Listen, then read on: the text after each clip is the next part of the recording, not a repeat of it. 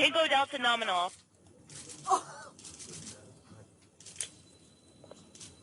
Yep.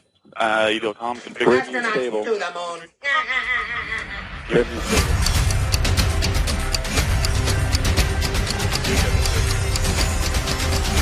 Touchdown.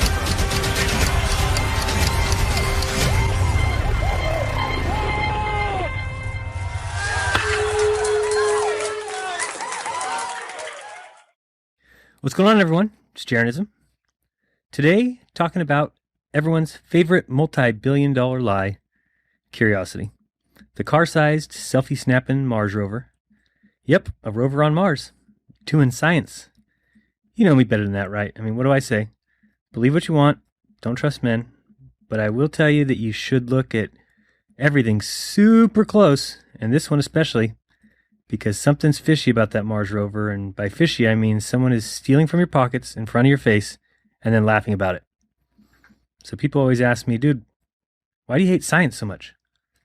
And I absolutely do not hate science, but if any scientist thinks that that rover is actually on Mars, well, let's just say I think he's both a bad judge and a blind observer, and nothing more than another parishioner at St. Lawrence de Krause's Apostolic Parish, where they pray the evolution creed, and our Darwin, who art in nonsense, and of course the almighty trinity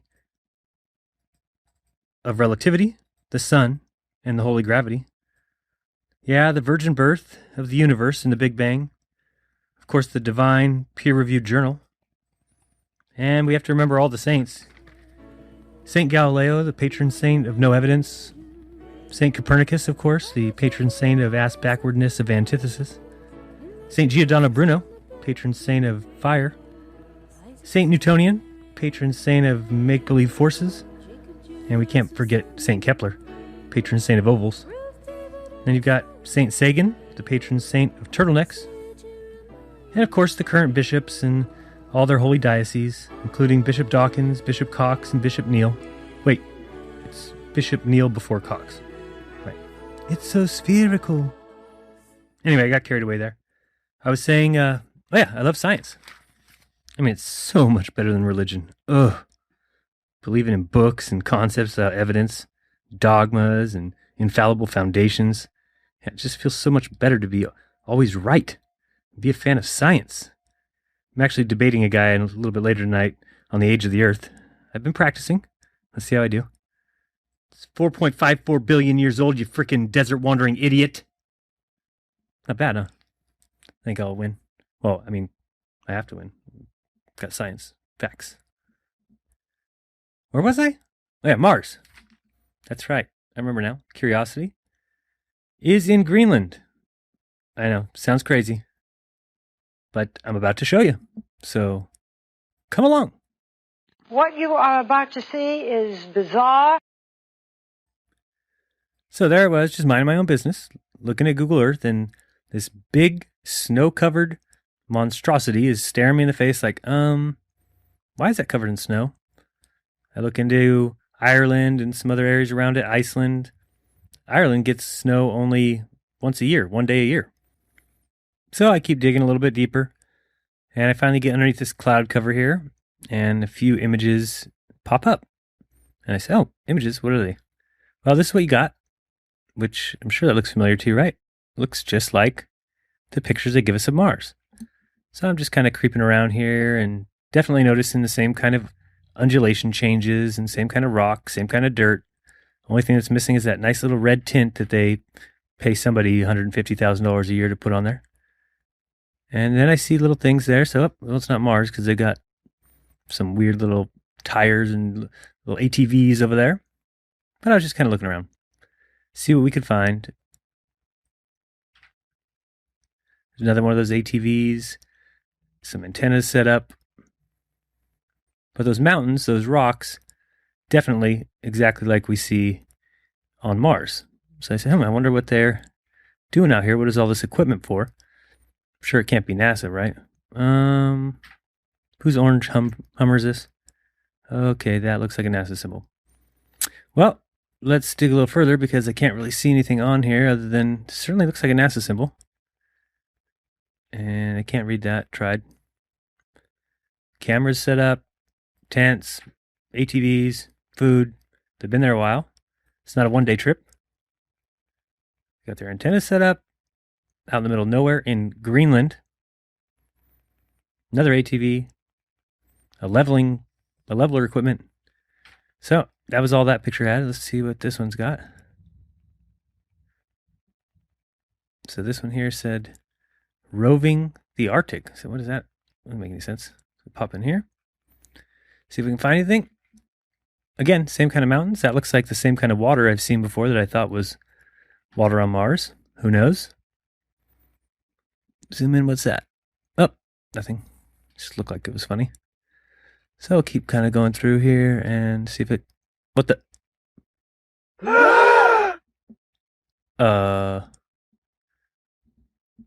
Yeah. So, I think I found out where Mars is, guys. It's just about 1,000 miles north of me. Not quite the distance that NASA says, but I can't find anybody who's in charge of this. They must be hiding behind these rocks. Oh no, there they are out in front of everybody, just standing there. Lovely.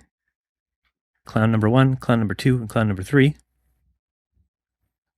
These fools. All right, let's check out some of these other pictures. I saw another one over here. This one says Drill Hill. All right. Just go in here. Totally looks like the Mars terrain to me. Just need the red filter. Let's see, can we find anything? I just see the mountains. There's the road like we saw on last Monday. I bet you these guys are just scamming us. Nothing this whole way. Definitely looks like Mars terrain, though. All right, let's head back this way.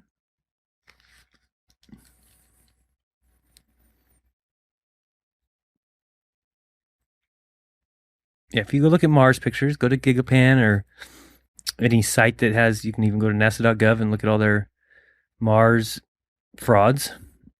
And check out those images. They're identical to these. Yeah, this is very empty here. Oh, there's one of those ATVs. All right, now we're on to something. Oh, I got another truck. Oh, yeah, it says NASA. What's that say? Mars Project? Cheap, lying, no good, rotten, four-flushing, low-life, snake-licking, dirt-eating, inbred, overstuffed, ignorant, blood-sucking, dog-kissing, brainless, dickless, hopeless, heartless, fat-ass, bug-eyed, stiff-legged, spotty-lipped, worm-headed sack of monkey shit. Oh, thanks, Chevy. Couldn't have said it better myself. So that's what they're doing, huh? They got these scientists, I guess, up there driving ATVs, stealing everybody's money. Sending pictures back from the car-sized rover. Oh, boy. Car-sized. This thing's just driving around taking pictures. Unbelievable. Actually, if you ask me, it's quite believable. But what do you think? Are they sending scientists up on ATVs to practice on the rover in a remote island in Greenland? I doubt that highly. But I did see something cool on the site. You could send Curiosity a postcard. So I was like, sweet. I want to send Curiosity a postcard. So step 1, you have to choose your postcard. They try to give me this funny one of like a Mars landscape. I decided to go with this one. It's kind of the same. So I said, fictitious Ossity, can you see our moon from there? Strange phase, I know. So happy I get to send this. Hopefully this rover gets it soon. It's not very far. It's just up in Greenland. Hello, Curiosity. I hate you. You are pathetic. Your owners are pathetic, and so is your maker. I hope you explode. In case I haven't told you, by the way, you are not on Mars and cannot ever go there. Don't worry. They haven't told us either. We had to figure it out ourselves. Oh, and Johnny 5 is way better than you? You're a poser. Love, this human. Just ship that off to 123 Clowns Way, Stupid Island, Greenland, and they'll get it right away. Just make sure you put Clowns Way, because I think if you put Clown Way, it always goes to Buzz Aldrin automatically. So you gotta add that S. Be careful on that one. All right, I'm back. To me, it is becoming painfully obvious, but let's even look a little more deeper. So, supposedly a 23-month program. It landed August 6, 2012, so to August 6, 2013, it's 1 year. And then to August 6, 2014, that's another year, that's 24 months. That means the orbiter should be done, or the rover, whatever you call that little fake thing that they put on the screen for you. It's clearly not there, and it's clearly running on extra battery. But I mean, I know how that works. My phone's been stuck on 2% for probably a good year or two now. I don't even have to charge it. So, electronics are cool like that. They just seem to work sometimes well past what they're supposed to. Now, one of the funnier things I've ever seen is the next statement. Now, this is hard to believe, but when the rover got to Mars, first thing it did was drill right into the ground, pull up a nice little dirt sample, and I guess somehow dated it. Oh boy. What do you think the date came back? A couple thousand? Wrong. How about 4.2 billion years old, and it had only been exposed to the surface for 80 million years. Because it's science, we can figure that kind of stuff out, guys. Open a book. All you need to do is look at some of these assumptions that you must adhere to or must happen in order for you to date it with potassium argon. Let's look at a couple of these. You can pause it right here if you want to see the rest of them. But the sample must have remained a closed system since the event being dated. Yeah, because we know that about Mars. Thus, there would have to be no loss or gain of potassium or argon other than by radioactive decay. Departures from this assumption are quite common, particularly in areas of complex geological history. But such departures can provide useful information that is valuable in elucidating thermal histories. A deficiency of argon in a sample of known age, because you test things of known age, can indicate a full set of partial melt in the thermal history of the Earth. Reliability in the dating of geological feature is increased by sampling disparate areas which have been subjected to different kinds or different thermal histories. Okay. Great care is needed to avoid contamination of the samples by absorption of non-radiogenic argon from the atmosphere. We know that about Mars too, so that's good. The equation may be corrected by subtracting from argon measured the amount present in the air, where argon is 295.5 times more plentiful than argon 36, argon 40, decayed, equals argon measured minus 295.5 times argon measured. So we already took care of that. So I think it's good. All right, 4.25 or 4.54 or 4.2. What is it? 4.2 billion. Mars. Fact. Put it in your book. Next. So now I got a quick important part to mention about Microsoft Flight Simulator, which I found interesting. So I definitely recommend the product. It's a cool little game or cool little simulator. Feels like you're flying. Even better than that, do you think it uses spherical geometry or flat Earth geometry? Yeah, so go home and read about some of these things. They're in the Flight Simulator PDF guidebook. So it talks about terrain mesh geometry, the latest cutting-edge terrain mesh triangulation, and LOD computation. Algorithms are being designed to run in vertex shaders on 3D hardware. So it's basically talking about how they go about rendering your realistic atmosphere and your realistic Earth. And you see down here it says the RQT algorithm, as published, is really intended for flat Earth terrain, where the sea level elevation reference is assumed to be an infinite plane. Since Flight Simulator models the Earth's curvature, so notice it has to model the Earth's curvature. The system actually does perfectly fine on its own, renders a flat Earth, but they've got to go change it. We had to modify the algorithm a bit. You had to modify it. I think that would have been fine just leaving it alone. The main problem is that the unmodified RQT tends to eliminate nearly all the mesh vertices over large open expanses of the ocean, which it interprets as being completely flat. Well, so do we. Smart computer program. The solution is to increase the air metric for each point in the mesh by a height of the Earth's curvature above the line connecting the point opposite its neighbors. The result is an increase in the air metric roughly proportional to the distance to its neighbors. The larger the air, the less likely a point will be eliminated from the triangulation. This helps preserve the Earth's curvature in large areas with the same elevation. So did you notice everything worked fine? Then we had to make the Earth curve, and now all of a sudden Neil deGrasse thinks he's smart.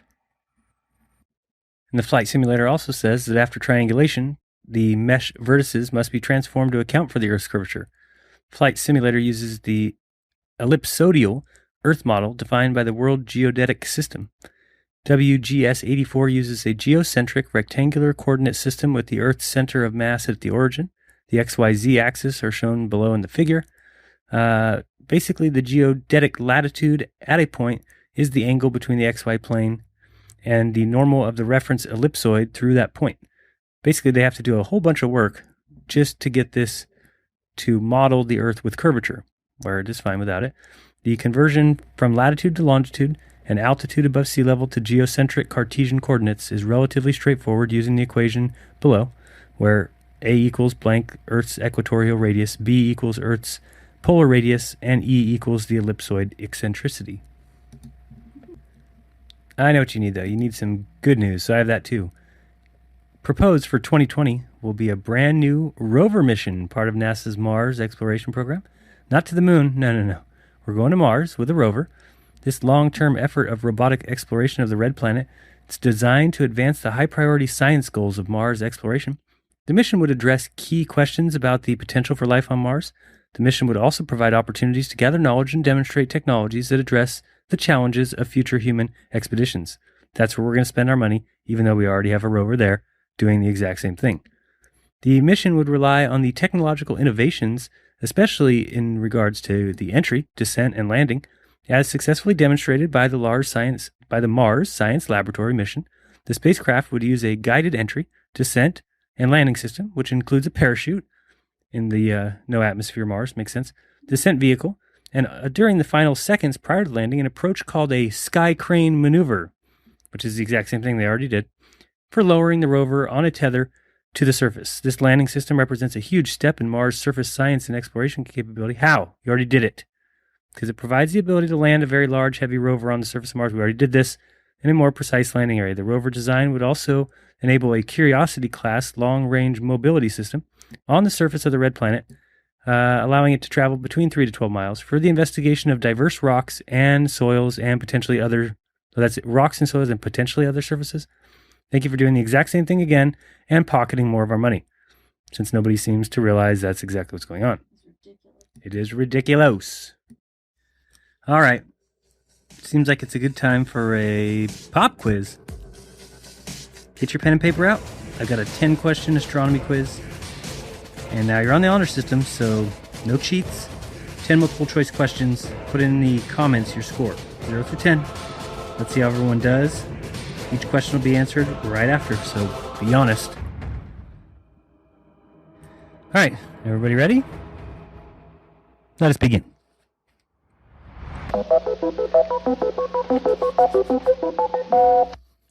Question 1. Jupiter spins right round in about how many hours? This is Jupiter doing a turn on its axis. Is it 10, 58, 70, or 33? Take a look at that.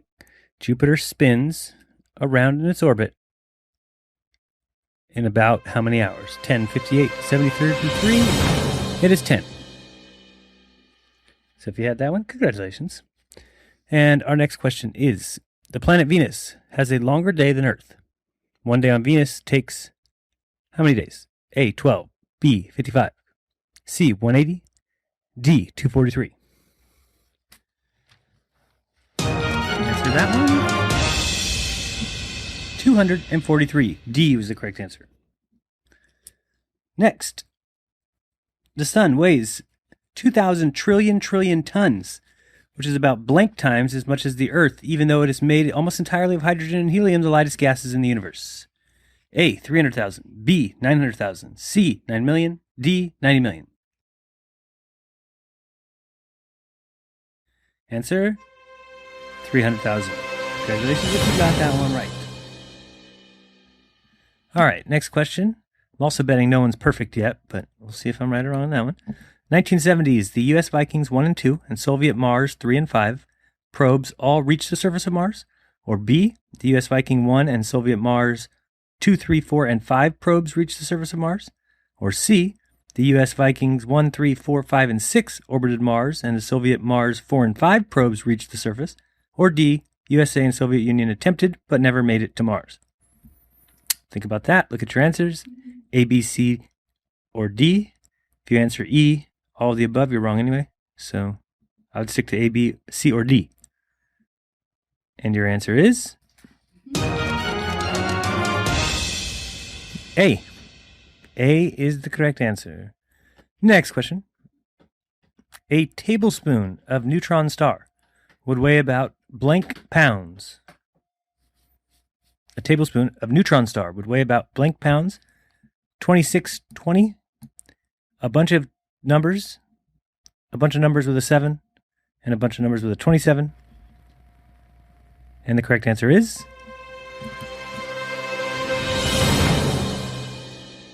B. The bunch of numbers with a 22. Don't know what that is exactly. Let's see, millions. That's 22 trillion pounds. Next question. How many GPS satellites are currently functioning in space? Even though the correct answer is 0, you must choose from A, B, C, or D and current cosmology. So A is 13, B is 24, C is 39, D 116. Survey says C, 39. Next question. I guarantee nobody has 100% now. I'm going to just say it. Quasars are the most distant objects known in the universe. Even the nearest is blank miles away. That's 58 a lot, and a lot more, and C is even more, and D is even more. A, B, C, or D? And the correct answer is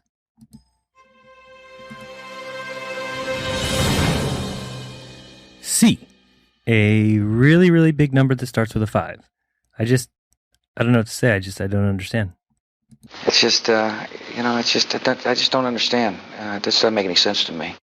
Okay, next question. The sun travels around the galaxy once every 200 million years. A journey of A, 600 trillion miles, B, 600 quadrillion miles, C, 60 trillion miles, or D, 600 quintillion miles. A, B, C, or D? Survey says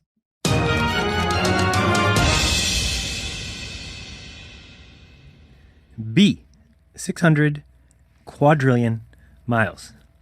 In other words, Fantasyland. Next question. 2 more left. The opposite of black holes are estimated to be A, white holes, which spray out matter and light, B, a white vortex, which emits a magnetic flux, C, a whiteout, where light spins so fast it cannot be seen, or D, a white bang, where light and gas creates new galaxies. And the survey says A, white holes which spray out matter and light. Last question. A day on Mercury lasts approximately as long as blank days on Earth. A, 7, B, 14, C, 59, or D, 110. A, B, C, or D? Survey says C, 59.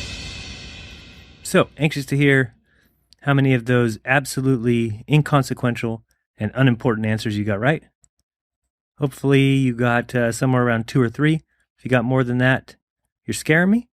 And if you got less than that, you're my best friend. Well, everyone, that's it for now. Moral of the story is to trust your eyes, trust yourself, and make sure the truth resonates with you. You can either believe that we have a remote control vehicle on Mars, a planet out in space, like the red dot in the sky, actually sending photos 140 million miles in seconds or minutes. Think about this. Flying at the speed of a jetliner, 500 miles per hour, it would take you 32 years just to get to Mars, nonstop. And they are remote controlling it? Sorry, not biting. I'm calling out bullshit. You're all thieves and a bunch of liars, and you like to dance around in your theoretical brains and pretend math is reality. And guess what? It isn't. Don't trust me, folks. Believe what you want. if you find the spending of billions upon billions of dollars so that Freemasons can get off on launching their rockets, oh yeah, Saturn V, baby, just so they can end up in the ocean, be my guest. Enjoy pretend land with Micho nonsense and Lawrence crap. Theoretical physicists. Please, physicists are people who study the physical world. These guys are studying the theoretical reality, while reality is right in front of us. And I'm stealing money when I ask for donations? Please. Like, Lawrence Krauss is earning every penny, playing pretend life, while getting to walk around with the title of doctor? Doctor. Sure, you're just as much as a doctor as Doogie Howser. And Doogie Howser never said, and I quote, "So we can get something from nothing. And in this case, all we need is quantum mechanics." It's bullshit. If it looks like bullshit, smells like bullshit, and it's out 140 million miles away in bullshit space, well then, I'll take being called an idiot, because to trust you would make me stupid. I'm not going to Mars. You're not going. You can't even go to the moon. And you have robots on Mars and taking pictures of Pluto. Ha! Bluff called, buffoons. But don't trust me. It's your life. Believe what you want. But you may one day have to explain why you did. And if it is because you were afraid of being called stupid or not being in the in crowd, well, if you're never true to yourself, that's the absolute worst thing you can do. So, subscribe, please. Check out Robert Sungenis on the show on Monday. And donate if you have any extra. Otherwise, my videos are always free. Enjoy them. Remember to be kind to one another. Don't lie to one another. But open your eyes. There's truth inside. This has been Jeranism. Until next time.